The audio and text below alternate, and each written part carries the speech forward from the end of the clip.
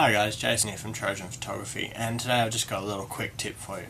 So if you checked out my videos and stuff, and please do subscribe below to see more, you'll know I've got a lens coat and I absolutely love it. It is great, it works so well. I've got on my 7200, I've had it for about a bit over a year now, and it looks cool, which is great. But it also insulates the lens, but it insulates my hands and stuff from the heat, stops it from getting knocked and bumped. And you can see a full review. I'll put a link in the description below. You can also see an unboxing of it to just get a look at it and see how it all works and goes together. But there is one thing that really bugged me about it, and I put it in the review, and I even contacted Lenscoat themselves.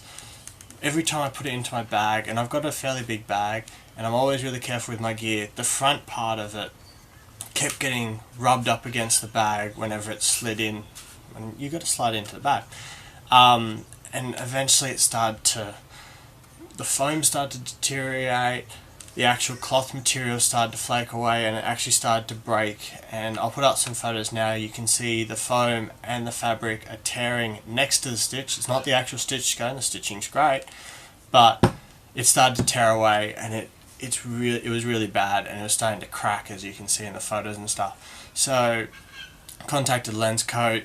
They were happy to help as long as I was willing to pay for another one, but that's not going to solve it.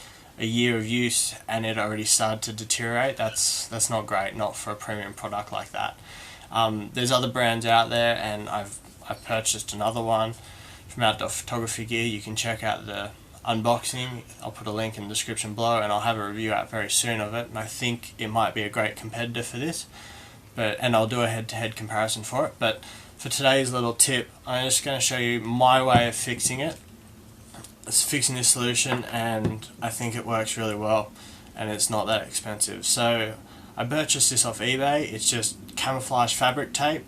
You can get it cheap, $10 to $15 for a 5-meter reel. And so I've already done this, and I'll show you in the video soon, and I've got heaps left. So even if this is just a temporary solution, you can always redo it, and you can, I don't know, put it around your tripod or something, make it look really cool, make it look camouflaged.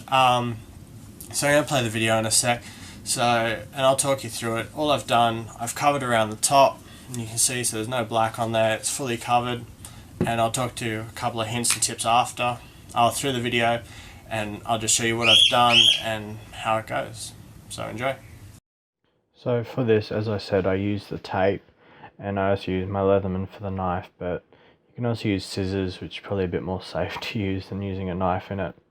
So simply I just cut it, and then I cut the tape in half. It's sort of like strapping tape. It cuts really easily and tears after that, as you could see.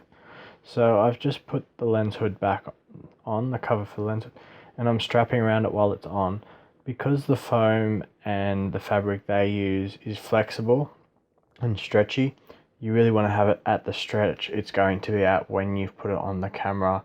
Otherwise, if you do it off the camera straight away, you're never going to fit it back on, as you'll see at the very end of this video. When I do put it back on, it'll be quite snug.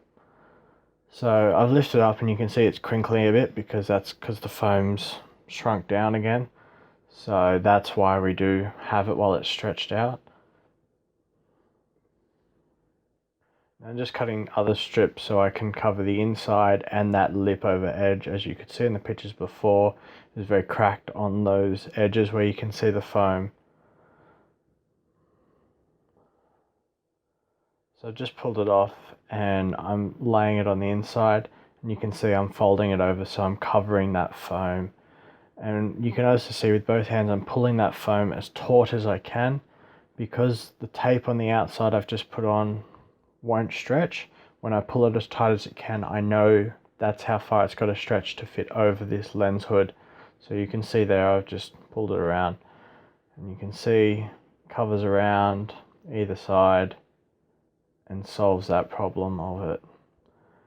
And when I'm putting it back on, you can see it is a bit snug, but that's perfect.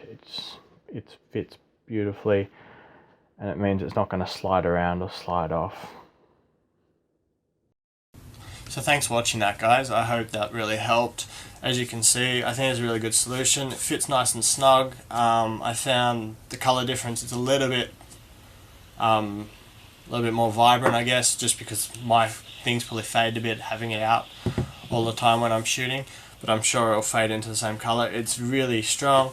It's got a nice comfy fit. You've really got to make sure you keep it nice and stretched, the foam, the actual lens, the hood lens coat bit. Otherwise the tape's just going to really hold it in because it's not as flexy as the foam and the fabric that lens coat provide. But I think it's a really good solution. Give it a try. If it works, please comment below. If you've got any questions, leave a comment below, obviously. You can find me on Facebook. I'll have a link in the description below. Find me on my website, trojanphotography.com. Please give it a thumbs up. Give us a subscribe below. Comment with any videos, hints, tips you want to see, and I'm happy to put them up to share with you guys. So thanks, guys.